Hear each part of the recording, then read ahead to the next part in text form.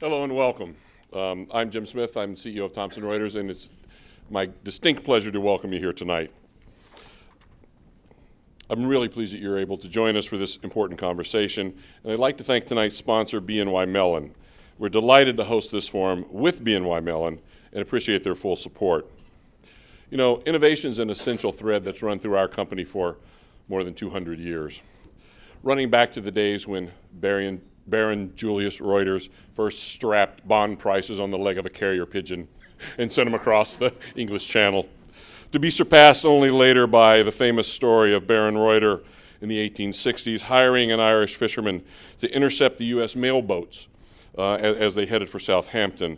The fishermen would all row out off the coast of Ireland, collect a canister from the ships, and then telegraph them back to London days earlier than it would have otherwise arrived.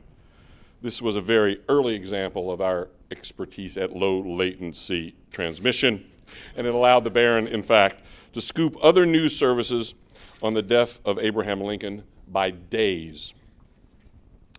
Certainly today in our business, nothing's ever been more important than innovation, given the changes in our markets and the changes in our customers' lives. And there couldn't be a topic that's more important to any of us here today than innovation. I'm pleased to welcome our panelists and thank them for taking the time to share their insights. I'd like to offer special congratulations tonight to Ford and to L'Oreal for recently being named to the Thomson Reuters 2013 Top 100 Global Innovators list. With that, I'll turn over. Yeah, applause are worth it. Certainly well deserved. With that, I'll turn it over to Rob Cox, president of our own Breakingviews. Rob? Thank you, Jim. Appreciate that. I know you tried to get Malcolm Gladwell to come and moderate this panel, but SANDRINE, you'll be glad to know he's busy innovating on new hair products with the good people at L'Oreal. And for those of you who came here, despite I know you wanted to watch the what's going on in Washington unfold on cable news, I hope this is a welcome break from that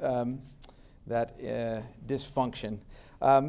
Innovation is a key driver of economic and business success. The Thomson Reuters Top 100 Global Innovator Program, which is now in its third year, proves that companies which innovate and protect those inventions with patents are more successful than those that don't. Specifically, this year's winners outperformed the S&P 500 on a number of measures. By 4% in annual stock price increase, bravo, by 2% in year-over-year revenue gain, and by 8.8% in R&D spending. This evening, we're going to talk to some of the world leaders in innovation about how they instill a culture of innovation within their organizations and the benefits that they reap from that. We're also going to look at the changing dynamics of innovation and how it is no longer an activity hidden within the four walls of a corporation or a laboratory. Given the speed of technology and consumer demand for more, companies must find creative ways to keep up and bring new solutions to market. One way this is happening is through collaborative innovation or open innovation. Private corporations are connecting with universities, in particular those with big R&D centers. Great to have you here, Mick, given you're from Harvard. The corporation fills the commercialization arm of innovation for the university and vice versa. So with this backdrop, I welcome our panelists and look forward to a lively discussion with them and you. There will be an opportunity at the end to ask questions of them. And I'm told there's one ground rule. I guess underneath all of your seats, we've installed ejector chairs so that if any of you use the phrase outside the box, you will find yourselves jettisoned over Times Square without a parachute. So let me start. I'll introduce all of these folks here and give you a quick bio. So Bill Coughlin started out as an electrical engineer working in a research lab developing batteries for electric vehicles. He went on to become a lawyer and a partner at Harness, Dickey & Pierce, and later chief patent counsel at Chrysler. He also worked for a while in Stuttgart for Daimler Chrysler as its IP legal chief. Today, Bill is president and CEO of Ford Global Technologies, where he's responsible for all intellectual property matters worldwide for Ford and its subsidiaries. Bill is also a member of the board of directors for the Intellectual Property Owners Association and an adjunct professor at Thomas M. Cooley Law School and its LLM program for IP. That's a lot of acronyms. SANDRINE GADOL was appointed to the newly created role of Chief Innovation Officer of L'Oreal USA in February. She is responsible for discovering and understanding new consumer needs, insights, and long-term trends in the marketplace to feed the L'Oreal innovation, I should have said L'Oreal, not the L'Oreal innovation pipeline. She works closely with the research innovation and packaging innovation teams to focus on the next beauty frontiers. Sandrine began with L'Oreal Group in Paris in 1994. She was responsible for reshaping the Garnier brand and developing its skincare portfolio into new categories and expanding its reach globally. MICK, SAWKA, is currently the Director of Business Development and the CEO of the Physical Sciences and Engineering Accelerator Fund at Harvard University. In these roles, MICK works with faculty in the School of Engineering and Applied Sciences, the departments of Chemistry, Chemical Biology, Molecular and Cell Biology, and Physics, to launch startups to develop and license technologies in the areas of biochemicals, energy, electronics, nanotechnology, specialty materials, and tissue engineering.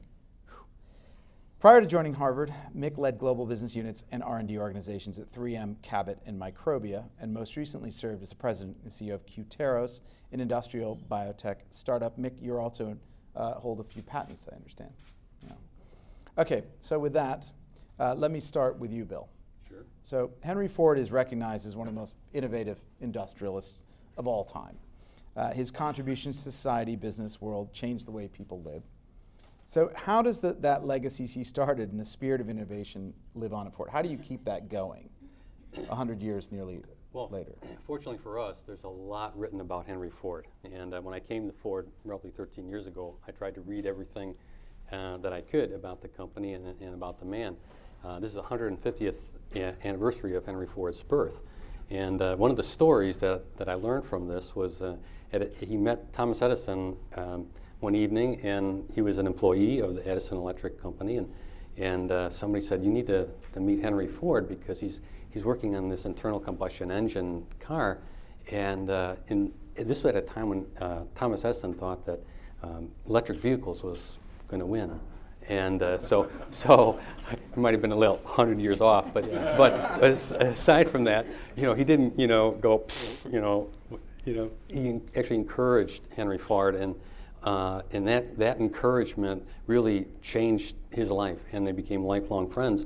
And so one of the things that I do is encourage people around the company to encourage, particularly the supervisors and managers, that look, you can make a real difference in people and how they approach innovation just with that simple word. But also in 1925, there was this fairly bold ad of Ford that said we're going to be opening the highways to all mankind. And our current CEO, Alan Mulally, saw this and said, this still applies today. And you might say, well, there's a lot of roads out there. But really, when you think about it, urban mobility is going to be a key challenge for transportation industry, and so there is this, I think, remarkable need to innovate going forward, and so it's still a motivating factor for the company today. Right, and while Henry Ford was on this side of the Atlantic, inventing the first automobile, Eugene Schueller was a young French chemist. And he was developing in Paris a hair dye formula, which was called L'Oreal. It wasn't for another 12 years or so before he commercialized it and actually founded the company that we now know as L'Oreal. But what does innovation mean at L'Oreal? And maybe you can explain what your responsibilities are as a chief innovation officer.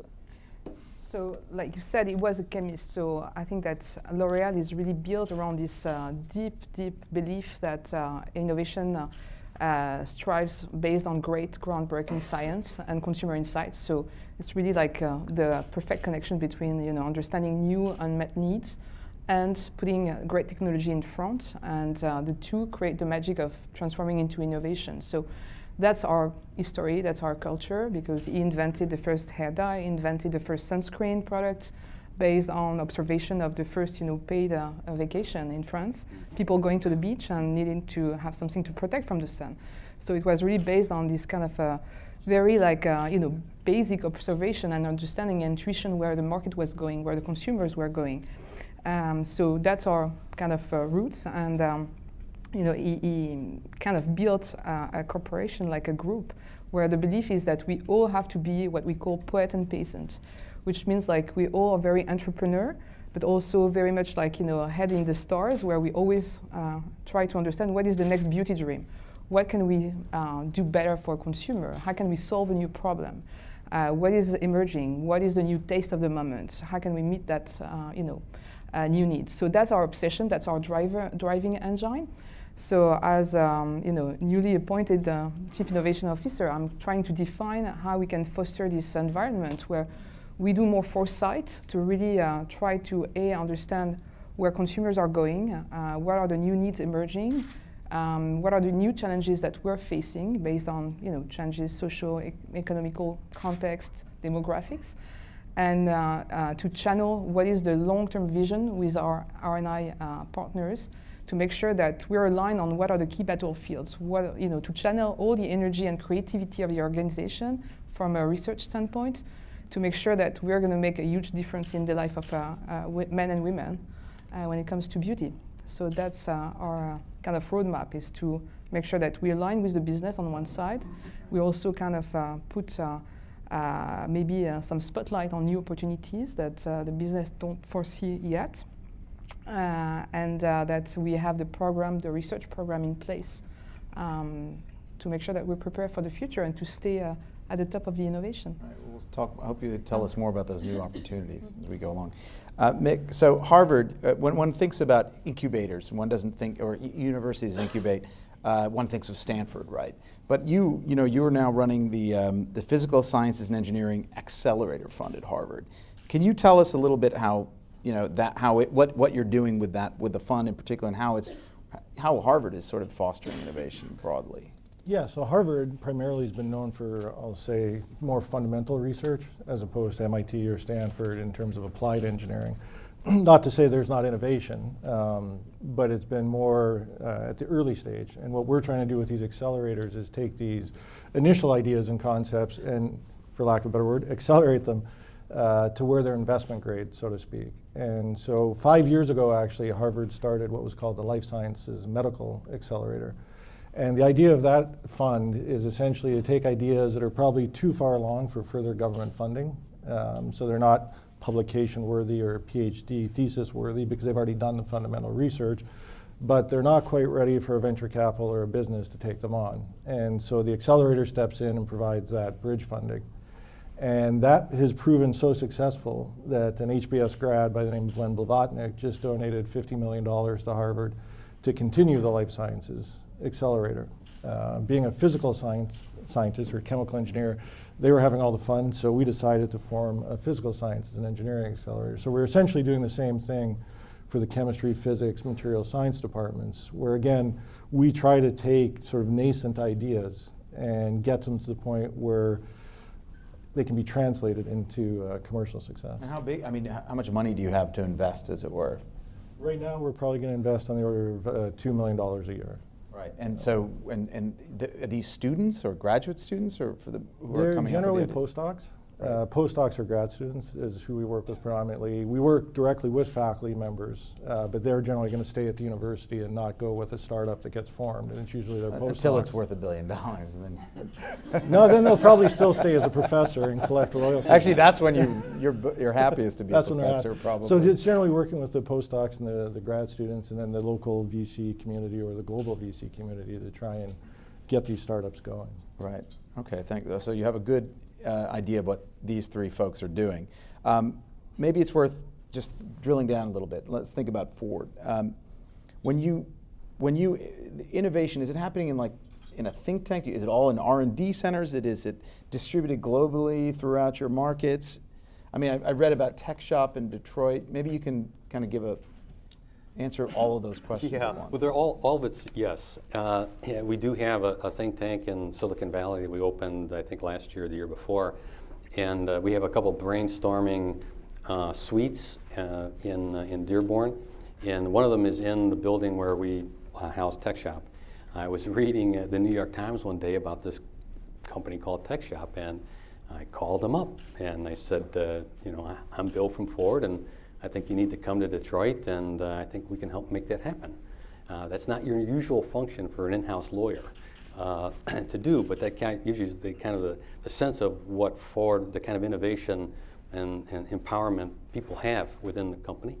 And so I was able to get them up there. And what Tech Shop is think of it as like a gymnasium business model, except that instead of exercise equipment, you've got prototyping equipment, about $750,000 worth of prototyping equipment. You can build whatever you want for the What does price. that mean, like software, computers, 3D printers, and all? All of that, and they've got a water jet that'll cut through 6 inches of steel. That's cool. It's cool. So there's some cool toys there, and so we were able to bring them up there because we said, look, we'll guarantee you a certain number of Ford memberships so that you'll know that coming to Detroit, you're not going to be in a real risky position for the company. So you underwrote their arrival. we underwrote that part of it. That business and that underwriting has been replicated by others since that time, and we were the first kind of corporate group to be able to do this with them. But it's a really neat business, and it helps Ford engineers be innovative, and it frankly helps the community. So we're hoping to be able to use this to create new businesses as well, because most large companies, including Ford, want to give back to the community, and Ford attracts the kind of folks that really want to help build a better world, and we're serious about it. And I heard Detroit could use a little help. Yeah. If there was ever a place at the moment that needed some help. You mentioned before that you were just in India recently, Yeah. and you were involved in a hackathon. Now, when I think of cars, I don't think of hackathons. Explain how that played out. So I get the thrill or the lack thereof of traveling around the world, and because Ford is all over the place, and so what I try to do is encourage the engineers to think innovatively and so forth. And we have a large group of IT, information technology engineers in Chennai, India. And they were going to hold a true hackathon, work through the night. Don't ask me why software engineers want to do that, but apparently they're really productive when they do. And so I was able to come in near the end of this and look at the various apps that have been created, and frankly, they were of a level that was as good as I've seen in terms of commercial apps, particularly at the functioning apps, and a little bit beyond prototype.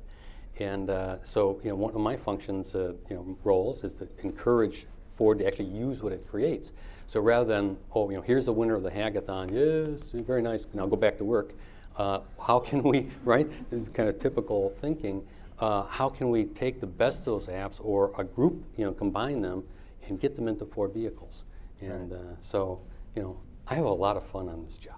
So, Sandrine, what's the equivalent at L'Oreal between Tech Shop or hackathons? It's a little different with cosmetics, perhaps. I don't know, but yeah, I mean, I don't think we have done the hackathons yet, but we're going to think about it. And I really want to come visit you. No, but I mean, the reality is that it's very important for us. We have, to really build, and that's what we're doing with my team at the moment, and with all the R&I team. We have to focus our energy and channel the energy on what are the strategic, big battlefields, and yet you have to also allow and foster a kind of playground where you can experiment a lot of things very quickly, prototyping and doing stuff to be able to experiment things that are not necessarily on this long strategic roadmap, but are opportunities that come and that you want to explore. So it's not like a completely think tank, I would say, but it's more like we're building a very multidisciplinary kind of playground, I would call it like that, where we're gonna experiment things to be able to quickly kill some ideas and foster some others and put them to market faster, I would say. So that's kind of what we're trying to articulate at the moment. So it's quite fun, and again, it's taking different disciplines that don't necessarily work together, and bringing them at the center with R&I people, So I think it's gonna be a good scenario as well. You described it as a playground. I think of Harvard, I think of all universities like nerd playground.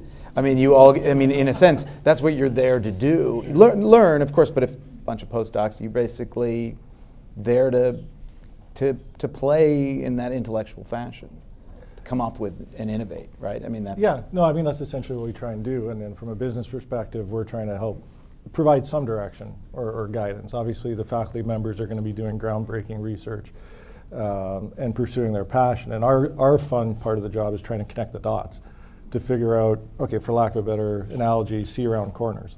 So for example, Charles Lieber, who actually Thomson Reuters listed as the sort of chemist of the decade based on citations and patents, I'm working with him on patents that he filed 10 years ago that he was probably 5 years ahead of his time in terms of the industry of nanotechnology.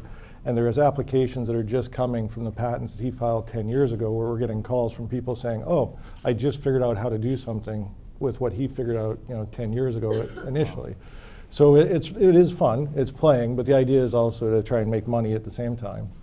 Right. And try and steer or connect the dots of what can something be useful for. A really neat analogy is we have a professor, Kip Parker, who's done a heart on a chip.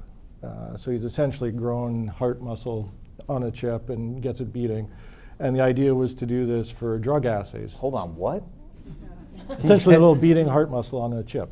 Really? And you can get a 384 well plate, so you have 384 little beating hearts.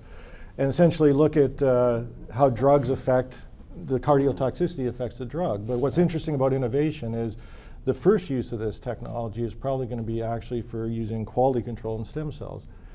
Because when he was actually making these heart cells and growing the little films, he was getting good stem cells, he was getting bad stem cells. And he figured out a way to distinguish what's a good stem cell, what's a bad stem cell. And that's actually probably going to be the first commercial application. So again, it's sort of the theme of innovation, which you'll probably hear throughout the evening, of where you start is not usually where you end up with a big application. Non-linearity, sort of the idea that you set out to invent one thing and you come up with another. Yeah, and I mean, I learned that really well at 3M. I mean, 3M is probably the best example I can think of companies where you have billion-dollar products that started as something else. If you look at NextCare bandages and 3M's nonwovens and surgical drapes, it actually started in the 1960s with a product called 3M Skim It, which was a film that was going to take the oil off your chicken soup. You can look it up, it was 3M Skim It. And it turned out that ability to absorb oils and the porous nature of the film had a bunch of other applications. And so those are what we're constantly looking for. Well, 3M I mean, the Post-it note is a classic example, right? It was this super strong adhesive that someone was trying to create, and actually they came up with this Post-it note idea. Yeah, it was a failure. And it took a decade or more before they actually commercialized it, a bit like L'Oreal, I suppose. I mean, maybe let's kind of, I was going to save this topic for later, but since you brought it up, let's talk about it. But I mean, is this something that happens at L'Oreal or Ford?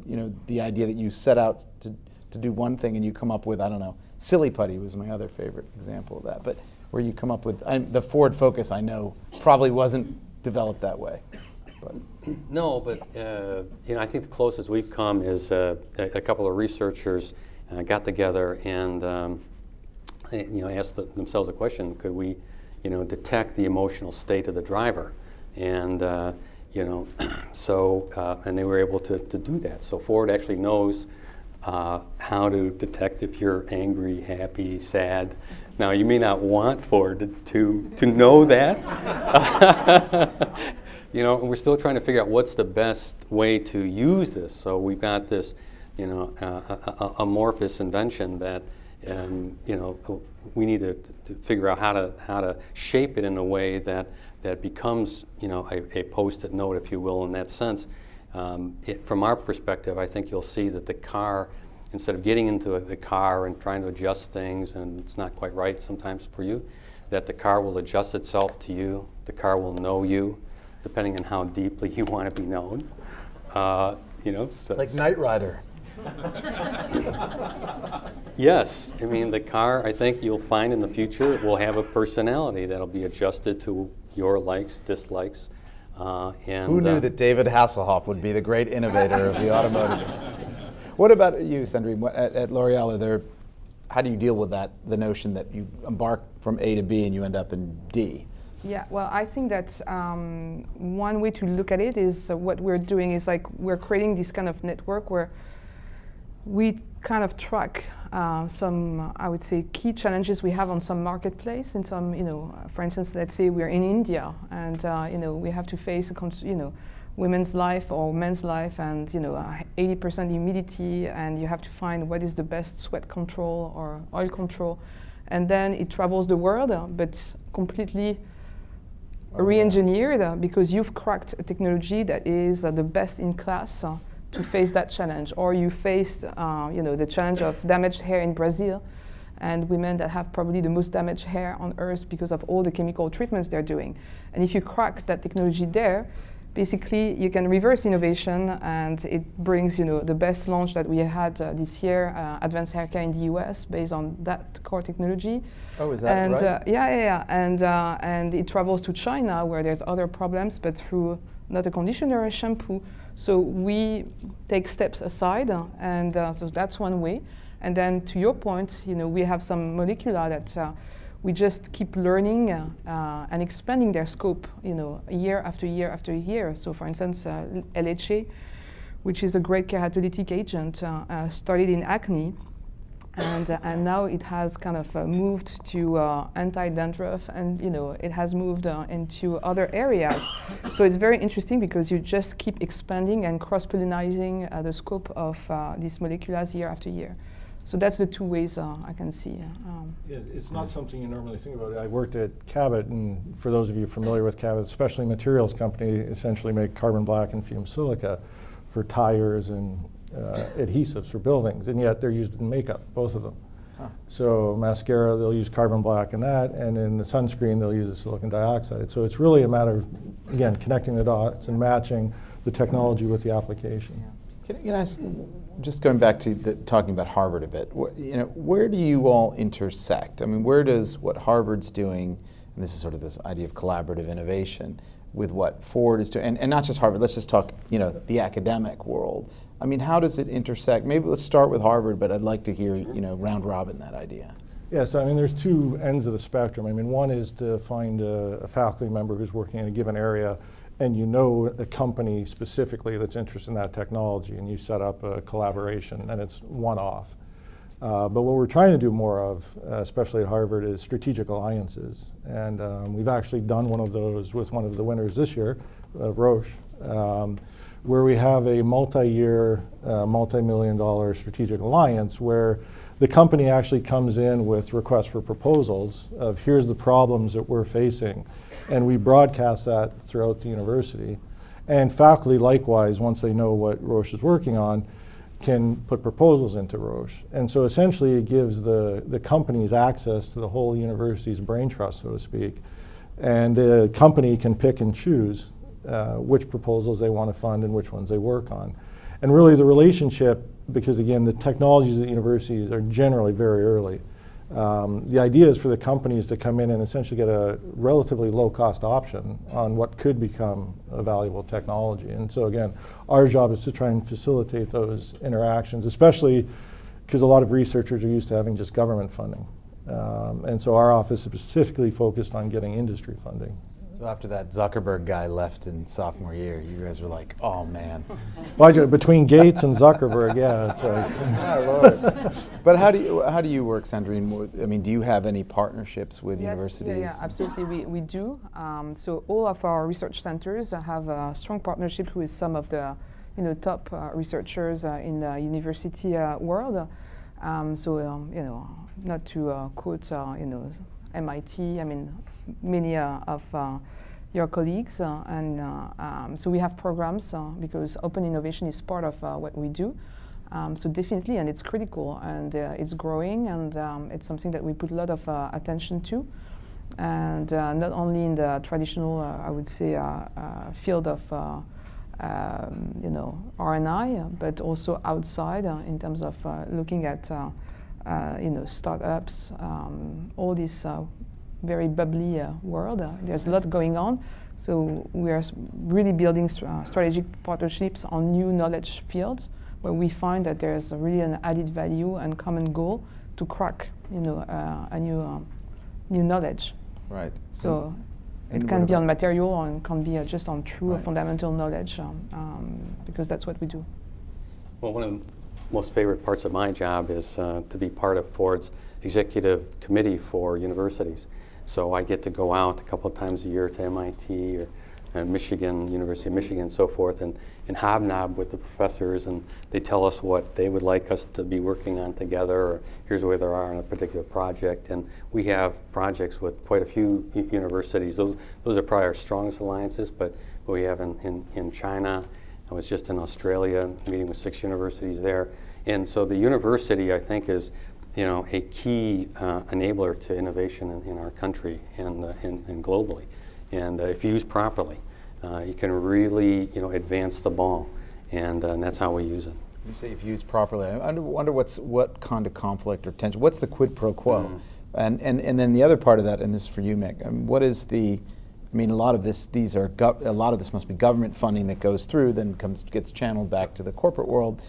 Who gets to capitalize on that, I suppose, is the question. Generally the PI, or the faculty member. So the government is funding a lot of the research, or predominantly funding the research, and if a company comes in and sponsors it, it's usually on top of government research that the faculty member was already working on. So when you actually get to a deal, the government will always have march-in rights, but almost never exercises those. So the people who actually benefit ultimately are the company, who also co-sponsored the research, because hopefully they've licensed a product, or the company actually started from that research, and the faculty members. So Harvard basically gives the royalties that come in, or a percentage of the royalties and equity, back to the faculty and to the lab. So they actually benefit directly. Right, right. Let me ask, just sort of the United States as its educational institutions have been sort of, global leaders in this regard. But what do you see that are like major threats to, or maybe there aren't any threats to maintaining sort of global leadership and innovation in our university class? Being a naturalized American, so I'm Canadian originally, if you haven't picked up the accent yet. I was wondering about that actually. I say I've been here now instead of I've been here. Is you need more immigration reform. The U.S. we need, so now that I'm American, we need more foreign visas issued to the people that are coming and getting their graduate degrees. Likewise, we actually have to get more Americans into science, technology, education, math. It's not just make more visas so the foreign students can stay and start companies and innovation. It's actually get more Americans in. So I really think it's a combination of the immigration and focusing the education system more towards technology. Do you, go I ahead. was just going to say that some universities are getting really, really competitive outside of the United States. Their equipment, the investment in the future, and they've got very bright people. So I was extremely impressed by the universities in Australia. I didn't have that impression before, but frankly, their equipment was top line in the world. And when you interview new people or when you onboard folks, are you noticing any sort of gap in, say, the American workforce, out of curiosity? Not really. I think, we have, I think, 55 different nations represented in Ford Research alone. And a lot of them are PhDs. And so, we draw talent, from around the world, but I don't see kind of a critical, shortfall, if you will, in our educational system. It's still darn good. I just wanted to, make sure folks knew that, there's other universities that are really trying to compete in that space. And you're an international person, so how do you see it? Yeah, I think that as far as the U.S. is concerned, we have also a very high level of diversity in the workforce in R&I. So I don't foresee like a huge issue, because I think there's a natural pool of talents here that come from immigration or U.S. citizens. But I think we don't. I think that we have a tremendous, I would say, capital in this country in terms of innovation coming from universities, coming from all the startups world. I think it's so exciting what's going here, and I don't dismiss what you say. I think there's great programs outside the US, of course, but I think we have a huge pool of talents piping in, so I think it's Right. cool. Maybe let's talk about the role of public policy in fostering innovation. We talked a little bit about how governments fund some research institutions, but can you share your thoughts on whether government regulations and requirements stimulate or stifle the innovation process? It's a big question. I'll start with you, Bill. Great. Can I plead the Fifth Amendment? You could just run for Congress. Yeah, that's right. Well, you don't necessity have to is the mother of invention, and that has been true. And if you look at World War II and how much innovation came out of that was amazing. The race to the moon, amazing.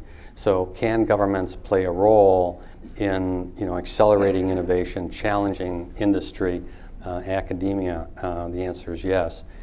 Can they occasionally get over the top and kind of wish innovation into existence by Wednesday? Yes, and it's a delicate balance, and thankfully I'm not in Ford's government affairs group. What about you, Sandra? I'm going to take, I would say, a positive approach. I'm going to say that constraints, foster creativity and help us push even more, because we're in a field where our consumers want more efficacy, more results, and sometimes the boundary with stuff that could be seen as no longer cosmetics, it's could be tricky. So I think it's a huge discipline on our side to really understand the framework, the constraints, and work within these constraints and be more creative and more innovative. So, right. How do you see it? No, I think Bill summed it up really well with the necessities of mother invention. So whether you agree with global warming or don't agree with global warming, if the government comes in and puts in a CO2 mandate, what that does is it gets a lot of people thinking about how to get around that. So I was directly involved in that in the sense of running a biofuels company. So trying to use cellulosic ethanol instead of gasoline to power cars to reduce CO2 emissions, which actually directly impacts Ford and others in the sense of if people really are going to switch to E15 or E85 or ethanol, the car manufacturers are going to have to innovate to make materials that can handle that new fuel. So again, whether you believe in the government was right or wrong in making some of the regulations, the fact that someone puts a stake in the ground, it actually forces innovation. Right. You mentioned, well, let's talk about, I want to drill down a little bit into Ford and to L'Oreal. But when we talk about innovation there, what are we talking about? Are we talking about self-driving cars? Are we talking about cool new dashboard options? Are we talking? I mean, I was telling you before that I'd driven a Tesla. Yeah. Sorry to make an advertisement. Yes. And Okay. man, that was like, I thought, wow, that's the future. And it is going to be a new bar by which everyone else is going to have to, set their expectations. I've driven a Tesla too, and Elon, do you hear him? Yeah, that's right. And those sorts of developments are great from my perspective, right? Because it challenges everybody, raise their game, and we want to raise people's game as well.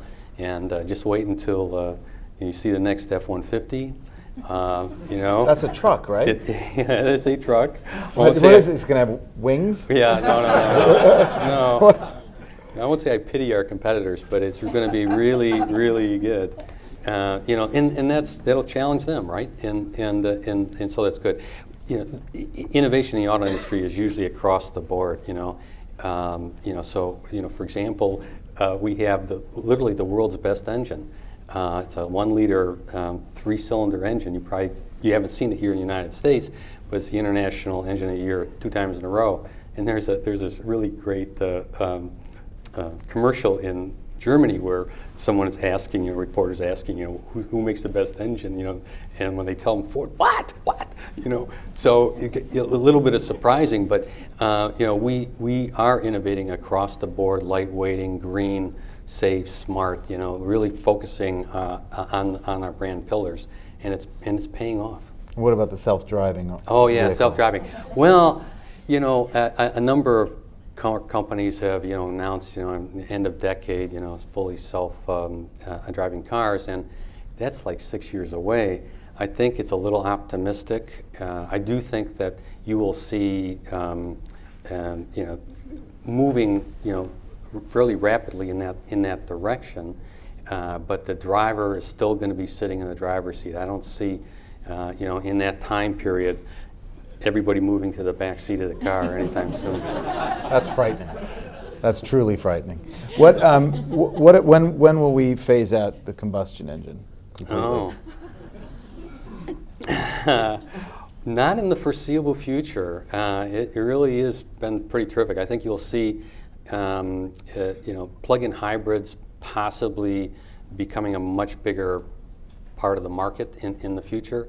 The batteries are really what's holding the electrification back, and you know, they've just, you know, on our Ford Focus, you know, we think it's terrific. You can recharge it within 4 hours.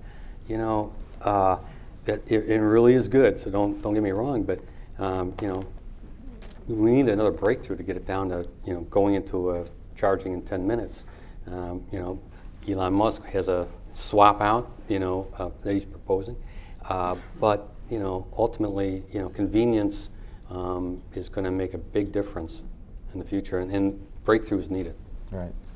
In cosmetics, what's the future? I mean, tonight I am wearing some cosmetics, but normally I don't wear a lot of. I feel very pretty tonight.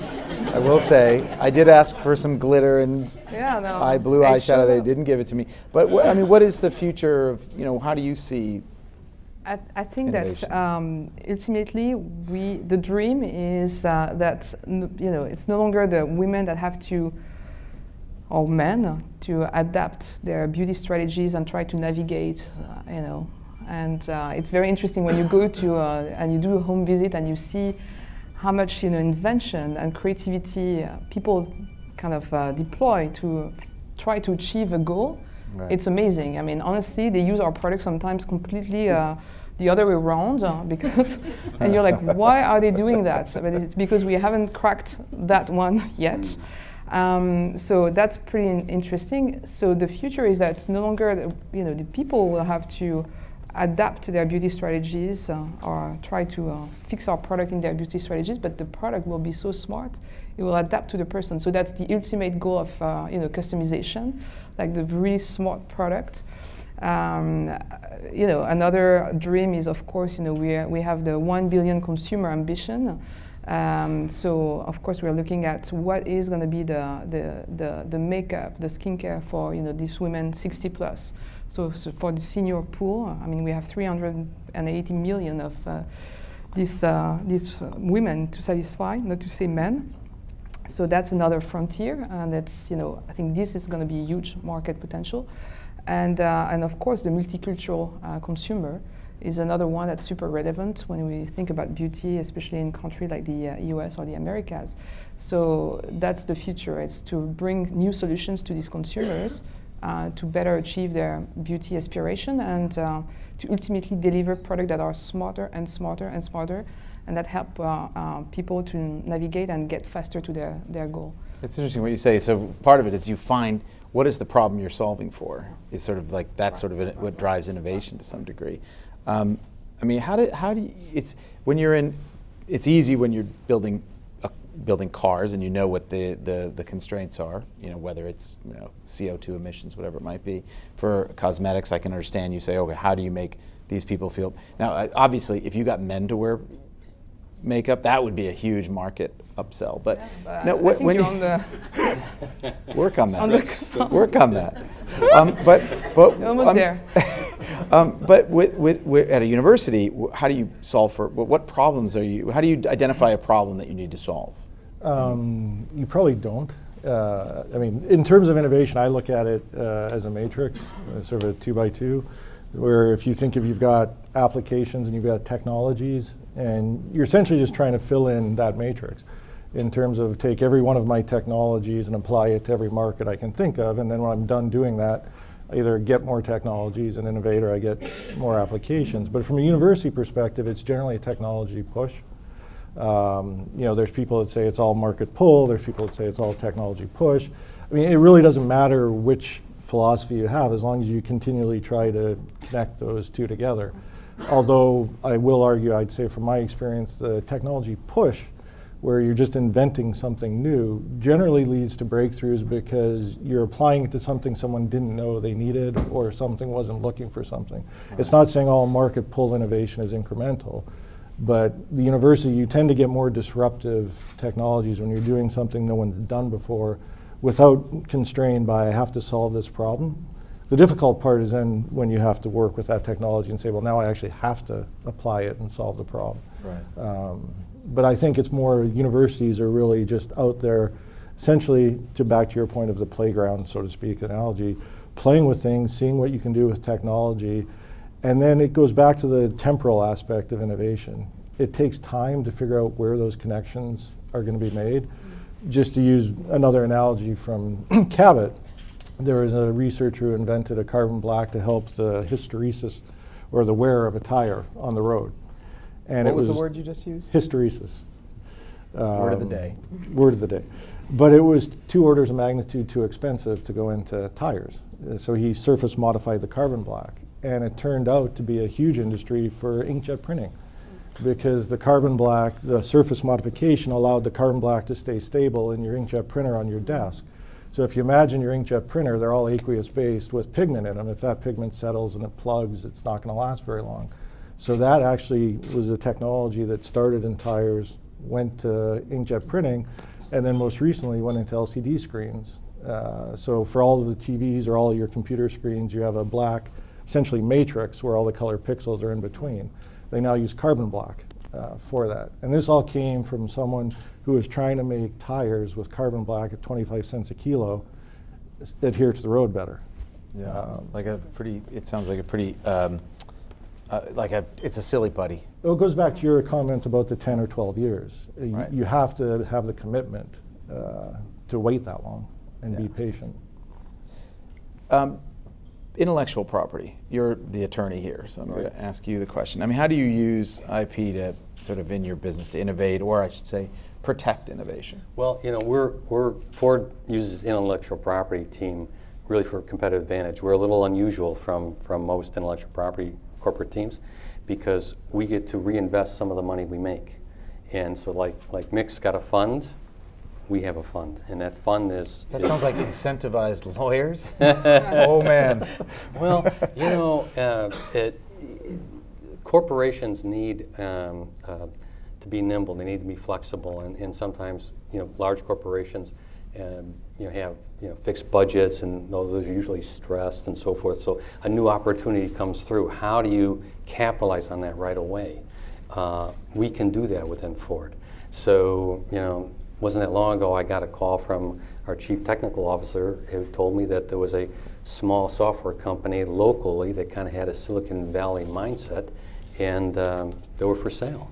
What could we do? And so I think we announced maybe 2 weeks ago that we bought Livio, this small software company. So it was my team that funded and did the negotiation, a large part of it, to acquire this company. And so, but I've gotten calls on research projects with universities, certain skunk works, that frankly is best kept off the grid for a little bit. We do that sort of thing too. So not trying to get around the corporate process, but basically getting it ready for getting it into our work stream. So we function a little bit differently in that respect, and so just challenge when you think of your clients out there, your companies, are you really leveraging not just your intellectual property, but the talent you've got in the intellectual property team to help drive that innovation. So give them a little bit of money, see what they can do. Maybe they can start thinking like business people even. That's an idea. How do you do it at L'Oreal? Do you use intellectual property to innovate? Well, I think that we have a huge pool of patents. I mean, it's part of our core, I would say, value. So we have a board. We have a lot of patents, and we love to build more and to protect the innovation that we have. So yeah, it's a huge, of course, effort throughout all the research centers to make sure that we protect it. I mean, it's our huge assets, huge, so it's critical. And how do you expand? So I think I'm always fascinated. I'm not a lawyer, but I love to see what are the strategy to, really kind of, I would say, protect the best we can by thinking, to your point, connecting the dots, thinking where we can take that idea next to make sure that we block as much as we can potential new application in fields that are completely different. So that's where you have to be very forward-thinking and creative up front to do the best job you can to protect these assets. So How do you protect critical. the ones you own? Well, we try to patent before our PIs publish. I mean, that's the fundamental tension that we have at the university. I mean, it's a research institution. Their mission is to publish and to disseminate knowledge and educate people. The role of our office is actually to patent and make money. So it's really working together with the faculty, the postdocs, to make sure that we understand what their research is, we can try and figure out where it's going to be applicable, and get a patent on file, and then let them publish. And unfortunately for the lawyers, many times we file quick patents because we'll get a call from a PI that's going to a conference and says, I'm going to present, and you have a day to get something on file. But with companies, it's really not an issue because we generally work well with the companies to make sure that they can review anything and redact from publications, or their best interest is to patent, and we work with them to do that. Is there such a thing as too much innovation? I mean, I know on Wall Street there's a view that there was way too much innovation on Wall Street prior to the financial crisis. It unfolded. No, but there was, complicated structures, all sorts of things that were innovations. People on Wall Street, I remember in 2005 saying, great innovation. It's called, CPDO or CDO squared, whatever it might be. I mean, in your businesses, is there such a thing as too much innovation? SANDRINE. That's an interesting thought.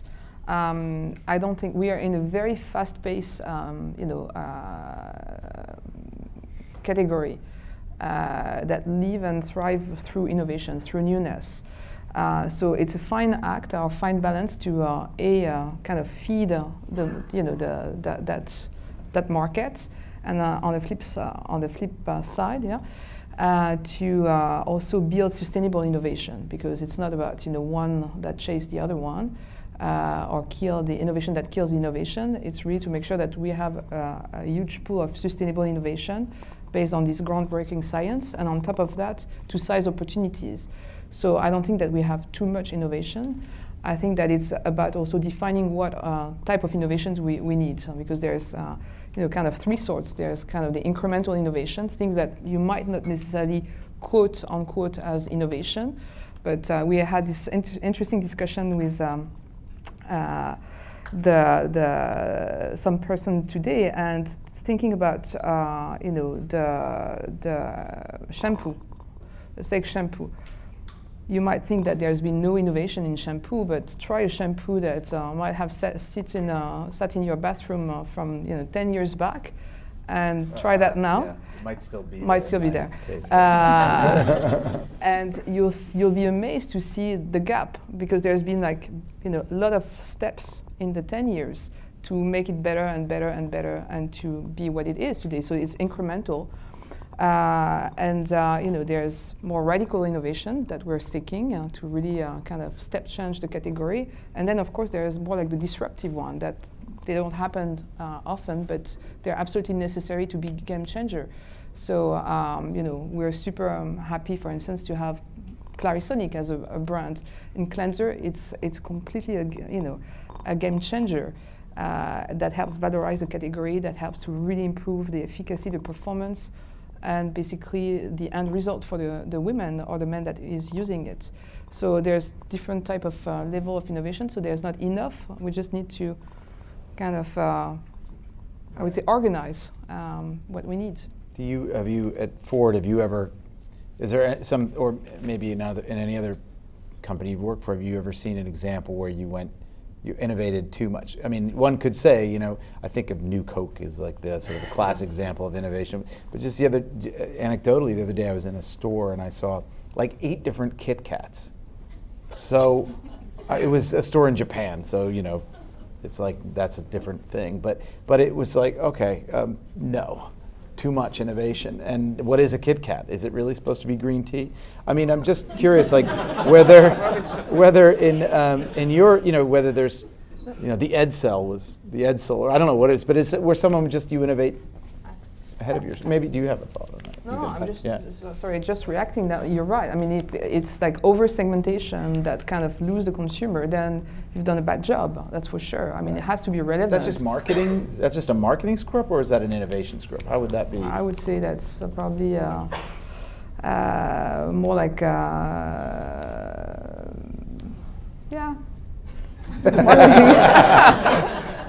Envisioning a future L'Oreal argument over. No. I mean, no. You know, sometimes you tend to kind of over-segment and lose consumer because you're losing sight of what is the end benefit.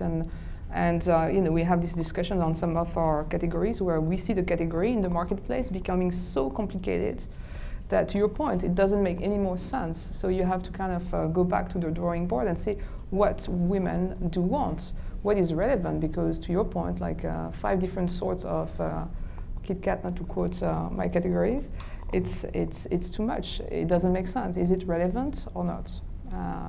And then it's not sustainable. You know, it's no longer sustainable. So you've got the mood car coming out that knows your mood. Will turn yellow when you're feeling bright. Right. Well, see, we got 2 natural throttles. So one, you know, it's a very capital-intensive business, the automobile industry. So we don't tend to over-segment. And then we test, you know, every potential feature that we thinking about bringing out with the consumers. You know, do you really value this? Yes, of course I do. Well, how much did you pay for that? Well, no. So then that may change that, right? So you know, we want to have innovation on the cars that customers truly value and will appreciate and be willing and happy to pay to have that innovation on their vehicles. So you know, I think we tend to be a little bit more on the conservative, you know, side of things, and but you know, I want the Ford, you know, the employee base and our partners to be trying to drive innovation into the company like crazy. So I don't, you know, let's use the natural throttles, but don't throttle before that point. You know? Well, I think we were going to throw this open to questions from the audience. Does anyone have any questions for our panelists? And how do we choose? Do we have mics, or why don't we go? Did you have a question? Yeah, go ahead here. Here's a mic. You are on the mic. So thanks very much. It is very inspiring. As Mr. Mick mentioned, innovation could either be based on scientific curiosity or based on application in actual life. So my question for the panel is, first, which way is more commercially rewarding? Secondly, which way is better for innovation itself? What were the 2 ways again? So I think, as Mr. Mick said, innovation could either be based on scientific curiosity. You just want to perfect technology, you just want to know more. It could also be based on application, as say, based on customer needs, or there is an actual problem in real life. Yeah. So my question is, which model is better for commercial rewarding? Which model is better makes the most for bucks? Commercial rewarding? And also, the other side is, which way is better for innovation itself? Who wants to tackle that? Well, I mean, for us, I mean, the belief we have since the beginning, I mean, since our, Eugene Schweller story, is that it's a push-pull dynamic. So it's really always based on, we look what are the scientists doing, and we try to connect the dots back to consumer needs, and we bring them consumer insight or consumer needs and challenges, and to say we have to crack that one. So it's a constant tension between these 2 points. It's not like, I don't know if it answers your question, but it's not like one or the other, because it's really the merger of these two points that creates innovation for us. So that's So what. it's not an either or. I Yeah, mean, no, yeah. no, absolutely not. Do we have a mic down in front?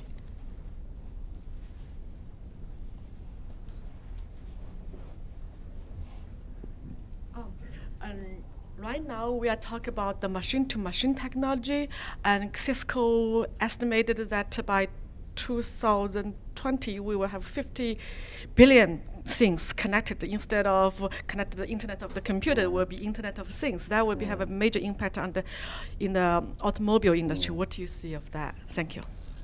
Yeah, I'm one of the members on the steering committee for connectivity innovation in the company, and connectivity is going to be really big for the auto industry, because we're going to be connected, not just from car to car, but we want to have a seamless connectivity. So whatever devices you have, whatever needs you've got, your apps, that everything kind of works, wherever you are, and you can get to where you want to go, easily, and kind of uncomplicate your life by connecting more in the right way.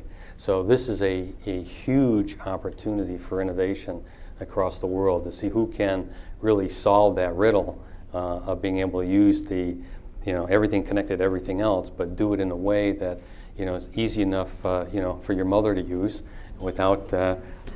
And I learned it from Livio. That was for their test, the software company that didn't want to get a lot of calls from his mother. I'm sure he loves his mother and great relationship, but would she be able to use that software easily? And that I think will make a big difference. Here? So we hear a lot about crowdsourcing, and then I promise I won't use the other buzzword, but there's definitely the ivory tower approach, where you lock all your smart people in a little room and you tell them to innovate. And then there's the other approach, which is crowdsourcing, sort of very large, very networked groups working, but not really towards anything in particular until they come up with something exciting. Which do you see as being useful now to you, and do you think that we might have gone too far one way or the other? Well, I guess, I don't think there's an either or, but I would lean towards the side of smaller groups. Just from the sole perspective, it makes the IP easier. At the end of the day, someone's going to have to buy the product, and if you have IP, you're likely to command a higher price. You're likely to have more innovation. So I'm not saying I'm against crowdsourcing from that perspective, but when you open things up that widely, you just have to be prepared for the outcome, which means that you're not likely to have a very strong patent position unless you've pre-negotiated the terms up front. And there's a lot of companies that have tried that model, where they'll try and put up problems and get people to sign rights in advance. And I don't think those have been overly successful, because at the end of the day, there's a lot of people who want to solve the problems. I think the better way to go about it is actually to figure out how to use the data that's out there, and actually, with your group, however big it is, have the data visualized so that you can make the connections, as opposed to having to rely on the crowd, so to speak. Back here. There. Yeah, a question for SANDRINE. L'Oreal has been a serial acquirer. Can you talk about acquiring innovation versus developing your own innovation, and how does it work in your business? No, that's a great question. We talked about the fact that we have in RNI an open innovation group. So we source, or we collaborate with universities, partners, but also with some startups very early on some programs that seems to be very promising. So that's definitely one approach, up to the business side, where I mentioned Clarisonic. It's probably one of our latest, greatest acquisition that we're very excited about, because suddenly it brings us a huge dominant position in in a strategic market that is cleansers in very valorized way, with something that is a device that's absolutely fantastic and that brings a unique value to consumers. So innovation is everywhere. So we're very open to sourcing out innovation when we see value, which goes back to your point about IP.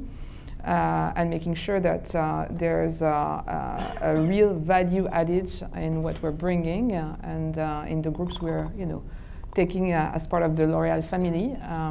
So yeah, absolutely, it's part of the strategy. So All the way back. So we've heard of from the side of the universities, the scientists, and the side of business. But in innovation, when you look back through human innovations over time, there's the whole group of artists that typically are way ahead in a lot of ways. You talked about Knight Rider, for example, and that car that was invented in the mind of the screenwriter or Never whoever. heard of David Hasselhoff being Right, labeled exactly. in the world of art. Exactly, But, but yeah, the writer of that came up with this car that actually now innovators will be trying to match to something that was thought up decades ago. Is anyone doing anything to harness ideas of that group of people, the artists who can really That's a cool be thinking question. from a different direction? I think it's a great question. I think that, especially in the beauty arena, of course, artists and, photographers, painters, designers, architects are a huge source of innovation, inspiration.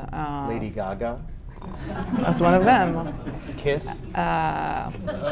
Name it. It's funny enough.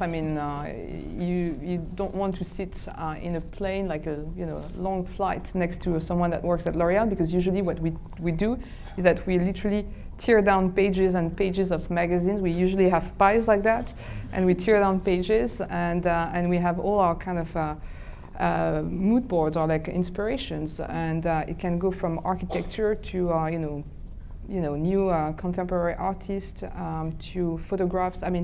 All sorts of expressions, because that's where beauty lies, and beauty is everywhere for us as a source of inspiration. So, absolutely. So I'm taking a plane tomorrow night. I don't don't sit next to me, because I'd be probably doing that overnight. What about you, Bill? You mentioned Knight Rider, which is the inspiration for the new F-150, it sounds like. Well, yeah, we obviously draw inspiration from a lot of sources, and including the movie and art industry. We're actually pretty open as a company. You go to the Ford Story website, you can post, and you'll see postings of thousands of people what they would like Ford to develop, ideas that they're presenting, that you can search through that stuff. We have an internal site just like that where the employees can comment on so forth, and then all these things can be mined. So we're trying to be very open. In fact, I think we're the only auto company that's got open source software out in the market on how to connect to our cars, and so the software to connect your apps on your phones to be able to speak, and control them. AppLink, that is open source now, and how to get data out of the car, something that's zealously guarded by everybody else. We have created the OpenXC platform. So we're trying, to be open to see, because we don't have all the answers out there. Can we get somebody else to use some of the connections that they can have with Ford, and help, advance, what customers really want. One more question I think we have time for. You've been very patient, so.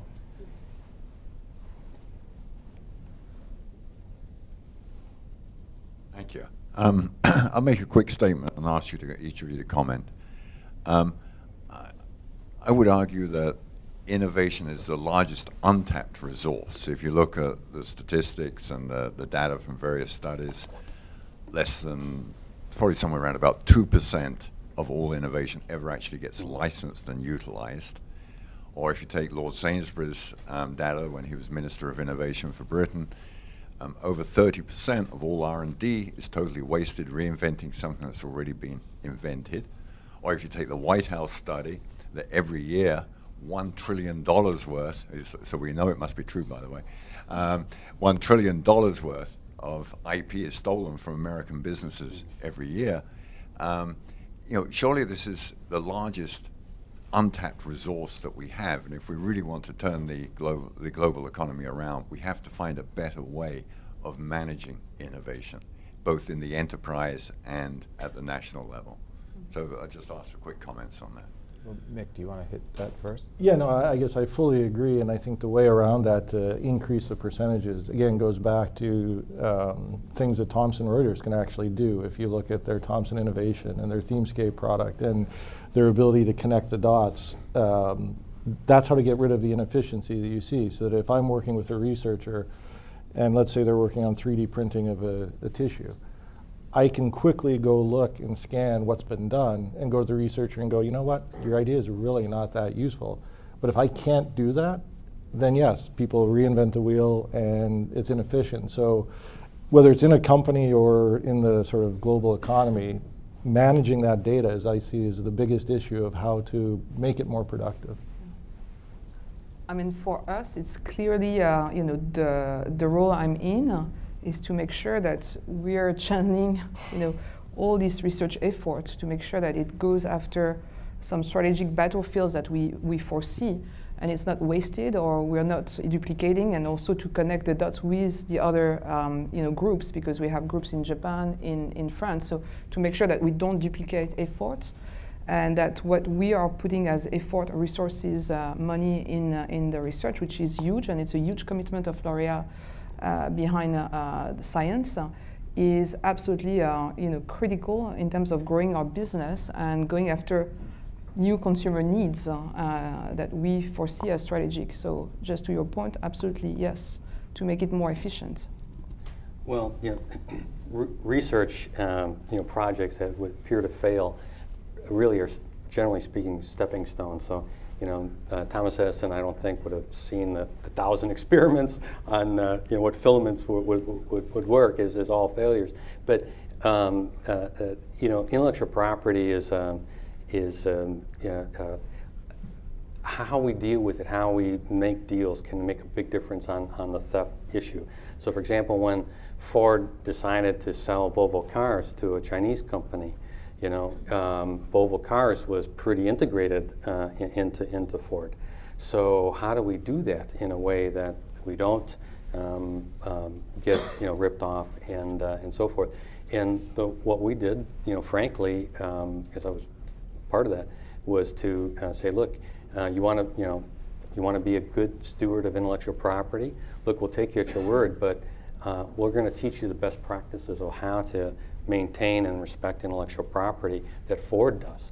And so we're going to help you, be a good steward. And in this case, the Chinese company, Geely, has been a phenomenal steward.